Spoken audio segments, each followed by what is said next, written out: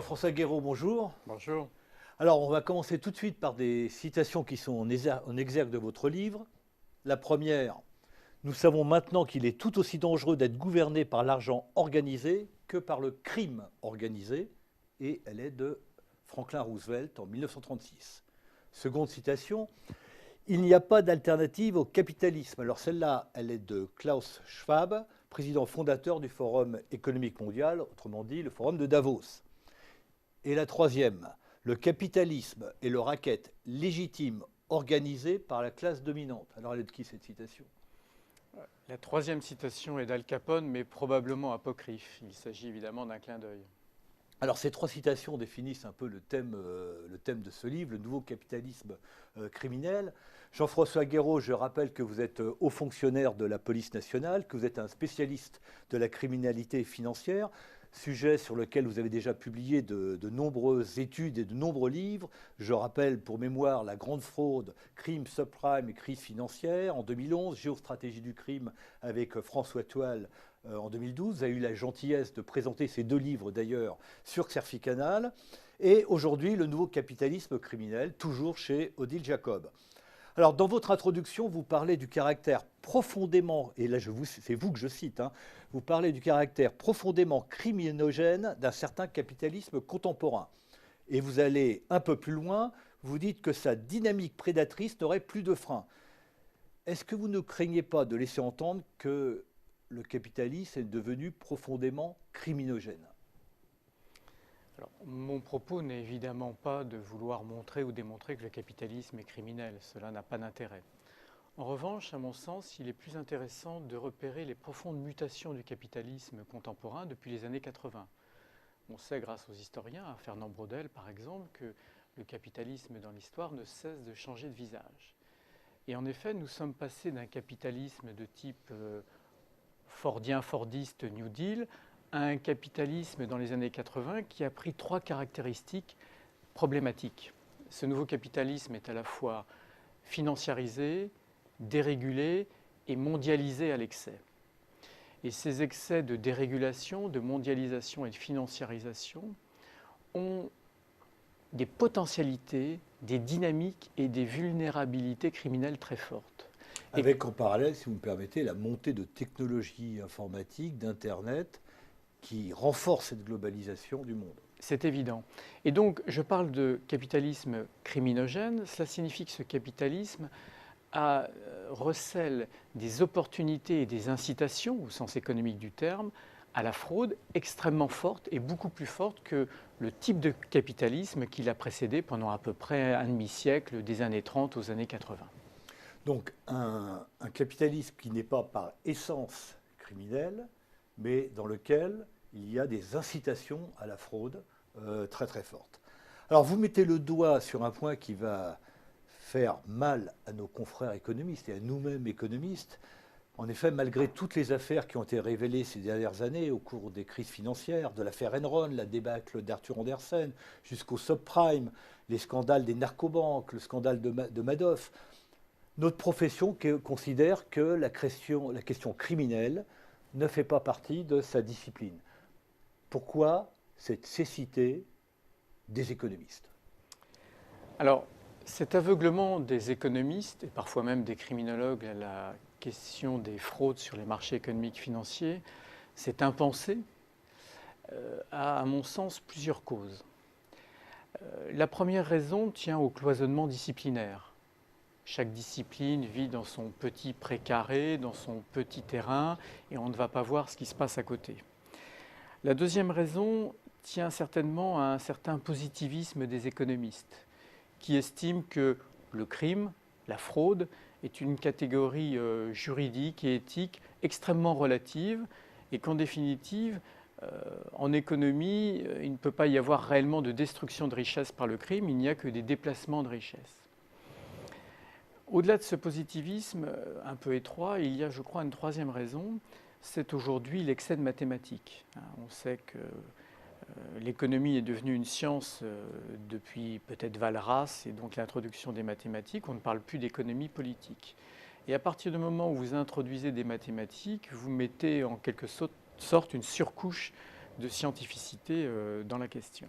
Et le crime n'est pas modélisable. Et le crime est très difficilement modélisable et réductible en statistiques. D'ailleurs, quelle réalité sociale peut-on réellement traduire en statistiques fiables? Je crois en réalité aucune. Et puis il y a une quatrième raison, la pensée libérale, ou du moins la version ultralibérale de l'économie est naturellement rétive à la question criminelle.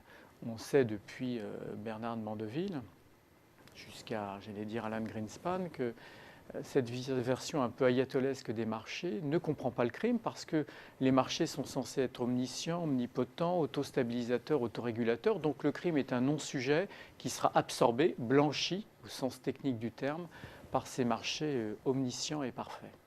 Alors revenons aux crises financières qui ont fait l'objet de très nombreux travaux d'économistes, les plus célèbres, Kindleberger, Ayman Minsky, Ben Bernanke, en France Michel Aglietta. Mais vous insistez sur le fait que dans ces crises financières, la composante criminelle est très importante. Dans toutes les crises financières nées de la dérégulation, donc celles que nous connaissons surtout depuis les années 80, il y a en effet une dimension criminelle frauduleuse très forte. Et quand je parle de crime ou de fraude, ce n'est pas au sens métaphorique du terme, mais au sens pénal, concret. Alors, il ne s'agit pas d'imposer une monocausalité un petit peu naïve, réductrice, qui pourrait nous conduire vers une absurde théorie du complot. Non, il s'agit de pointer le fait que dans un système dérégulé, donc un système qui comprend moins de contraintes, moins de règles, moins de surveillance, eh bien, il y a des opportunités nouvelles pour des fraudes qui, devenant systématiques et régulières, posent une vraie question systémique. Voilà. Et nous retrouvons ces fraudes à deux niveaux, à deux stades.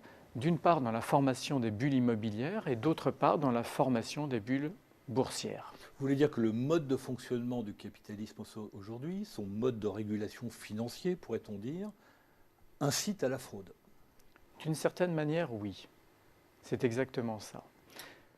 Alors, il y a des pays mafieux, il y a des pays où l'argent sale joue un rôle majeur. Alors bien sûr, on pense aux pays d'Amérique latine, on pense à des pays exotiques, on pense à certains pays d'Europe, notamment les États du Balkan.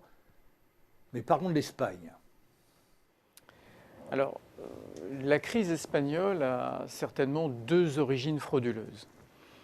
Il y a tout d'abord les relations complexes, étroites, symbiotiques que le monde bancaire et financier, en particulier les caisses d'épargne, avait nouées avec le monde de l'immobilier et la classe politique. Et nous avons vu donc là tout un tas de fraudes classiques relevant de la corruption, de délits bancaires classiques se former. Et puis, parallèlement, il ne faut pas oublier que la bétonisation de la côte méditerranéenne, c'est-à-dire la formation de cette bulle immobilière, s'explique aussi par des surliquidités venant du blanchiment de l'argent de la drogue. Et il ne nous aura pas échappé que cette côte méditerranéenne, qui a été bétonisée à l'excès, c'est aussi la route, l'une des routes majeures de la pénétration des drogues en Europe depuis les années 80. En fait, du cannabis, de la cocaïne, mais aussi de l'héroïne. Et on sait que sur toutes les routes des drogues, eh bien, à terme, il y a des phénomènes de blanchiment d'argent.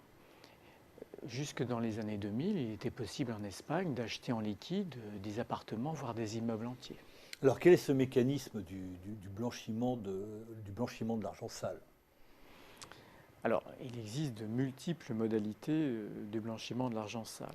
Le problème, c'est qu'on a de l'argent liquide qui vient notamment du narcotrafic et en fait de l'officialiser, de le faire rentrer dans les circuits officiels. Voilà. Il faut comprendre que les masses financières dégagées par le crime organisé dans le monde moderne sont des masses de niveau macroéconomique. Quel ordre? Ordre de grandeur? Les ordres de grandeur sont difficiles, mais d'après l'agence spécialisée de l'ONU, il s'agirait au minimum de 1600 milliards de dollars par an, ce qui n'est pas rien. Et vous comprenez bien... Ce qui est de la taille d'un grand pays. Ce qui est de la taille du budget d'un très grand pays.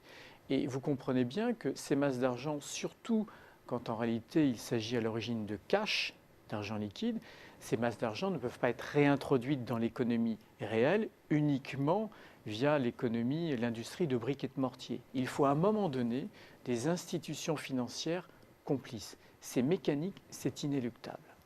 Et c'est là où il faut sortir d'un cliché et d'une image d'Épinal, s'imaginer que seules des banques voyous, rogues, comme disent les anglo-saxons, du tiers-monde ou du Sud, sont coupables et responsables.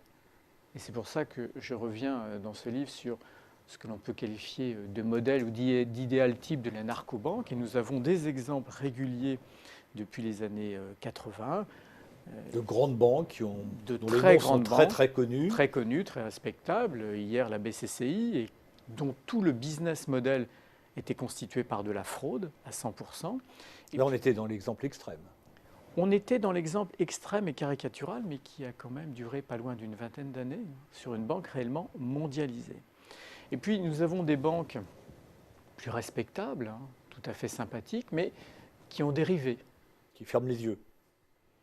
Alors, on va dire, qui oublient d'être due diligent et compliant, pour utiliser la novlangue de ce milieu bancaire. Mais c'est vrai, on a vu ces dernières années des grandes banques comme la Wachovia, HSBC, etc., se rendre complices, de fait, de blanchiment d'argent issu des cartels de la drogue et pour des sommes de niveau macroéconomique. Alors, vous consacrez une attention particulière dans ce livre au trading de haute fréquence. Vous dites même, selon les formules que vous affectionnez, que les financiers de Wall Street ont inventé avec le trading de haute fréquence le crime parfait. Alors, peut-être expliquer pour nos vidéospectateurs en quelques mots ce que c'est que le trading de haute fréquence. Alors, derrière ce terme un petit peu barbare se cache, se dissimule à peine, la principale technique de fonctionnement des marchés financiers depuis maintenant une quinzaine d'années. Trading de haute fréquence, c'est quoi? Cela signifie qu'aujourd'hui, dans une échelle de temps de l'ordre de la nanoseconde, et grâce à des algorithmes de plus en plus intelligents, il est possible de passer des milliers d'ordres de bourse. Donc là, on a la montée de la puissance informatique, de la puissance de transmission, de la puissance de calcul, de la puissance des modélisations mathématiques mises au service de la finance, mais aussi de la fraude. Aucune technique n'est neutre. Alors c'est une vieille question épistémologique, mais il est évident que cette technique aujourd'hui révolutionne complètement le mode de fonctionnement des marchés et surtout la capacité, ou plutôt l'incapacité qu'ont les régulateurs nationaux maintenant, enfermés dans leur verticalité, à contrôler des phénomènes de flux horizontaux qui sont certes, comme je viens de le dire, dans l'hypervitesse, mais aussi dans des très grands volumes. Est-ce que vous pourriez nous donner un exemple concret de fraude par les techniques de trading de haute fréquence, pour que nos auditeurs comprennent bien? Alors, le trading de haute fréquence permet à des opérateurs dotés de très haute technologie, en quelque sorte, de lire le journal du lendemain. C'est-à-dire qu'ils ont un coup d'avance. Alors, ça se joue dans la nanoseconde. Ça se joue dans la nanoseconde. Alors, évidemment, il y a toujours eu des opérateurs ayant un avantage en termes de vitesse sur les marchés. C'est vieux comme les pigeons voyageurs et le 19e siècle. Mais il se trouve qu'aujourd'hui, on permet à quelques dizaines d'opérateurs à travers le monde d'avoir toujours un temps d'avance. Donc, d'un point de vue systémique, du point de vue de l'économie du système, on peut se demander si le trading de haute fréquence ne constitue pas une forme de délit d'initié institutionnalisé et légalisé, comme disent les anglo-saxons, du front-running technologique.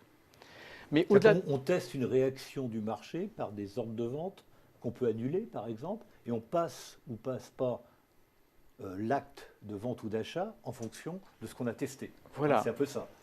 En réalité, on fait des marchés des prophéties autoréalisatrices parce qu'on les oriente dans le sens que l'on souhaite.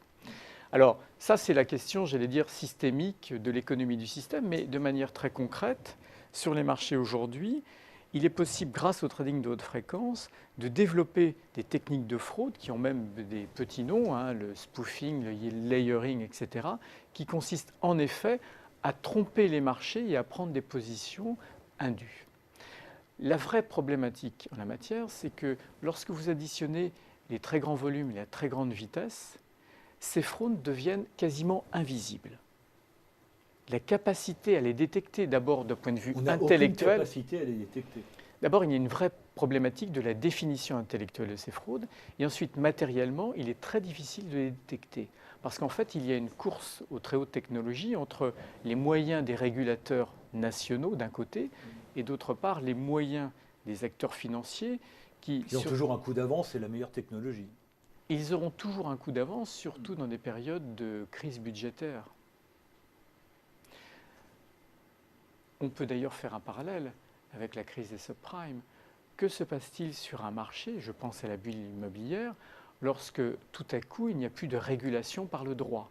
Eh bien, on voit petit à petit que les mauvais acteurs chassent les bons acteurs et que les mauvaises pratiques chassent les bonnes pratiques. Est-ce que nous n'allons pas vers des marchés financiers de plus en plus anomiques et donc frauduleux du fait même du développement de cette nouvelle technique, le trading de haute fréquence? Alors vous développez beaucoup dans ce livre à la fois les aspects fraude, mais tous les dangers systémiques du trading de haute fréquence. En quelques mots, que faudrait-il faire? Réguler, taxer, interdire? On peut se poser la question pour le trading de haute fréquence, mais pour beaucoup d'autres aspects des marchés financiers contemporains, parfois la régulation n'est qu'un pistolet à bouchon. C'est-à-dire, cela consiste à mettre un petit peu plus de canaux de sauvetage autour du Titanic. Bon, fondamentalement, je crois que dans certains domaines, et surtout pour le trading de haute fréquence, la régulation, parce qu'elle ne pourra pas toucher à l'économie globale du système, n'aura qu'un effet cosmétique. Peut-être parfois faut-il savoir interdire, mais sait-on encore interdire quelque chose dans les sociétés spectaculaires et festives? J'en doute. Alors vous concluez ce livre en tirant une sorte de signal d'alarme. Le développement de cette fraude et le développement de la dérégulation du système financier fait que ce système criminel, cette finance criminelle est en train de s'affranchir en quelque sorte de la souveraineté des États. Une partie, et j'insiste sur ce point, une partie de la haute finance internationale, certaines très grandes banques, certains fonds d'investissement, etc., vivent hors sol. Ce sont devenus de vraies puissances qui, dans les faits, ne rendent plus compte aux États. Et on le voit très bien sur une problématique simple, qui est celle de la responsabilité pénale. Vous voyez très bien qu'aucune banque, aucun grand acteur financier n'a été puni dans l'affaire des subprimes. Voilà. Donc, ces institutions prétendument too big to fail, c'est-à-dire qu'il faut sauver à tout prix parce que si elles tombent, elles font courir un risque systémique, on voit qu'aujourd'hui, elles sont too big to jail, too big to indict, c'est-à-dire qu'elles sont au-delà. Too big to jail. Voilà, elles sont au-delà de la responsabilité pénale, que ce soit la responsabilité de la personne morale ou de leurs dirigeants. Et ça, c'est un vrai problème démocratique. On peut se demander si ces puissances financières qui aujourd'hui viennent contrebalancer le pouvoir des États et donc la souveraineté des peuples ne nous projettent pas dans un âge aujourd'hui post-politique et donc post-démocratique. Jean-François Guéraud, pour réfléchir à cet impensé ou à ce tabou du capitalisme, de l'économie moderne, votre livre, Le nouveau capitalisme criminel, paru chez Odile Jacob. Je vous remercie. Merci.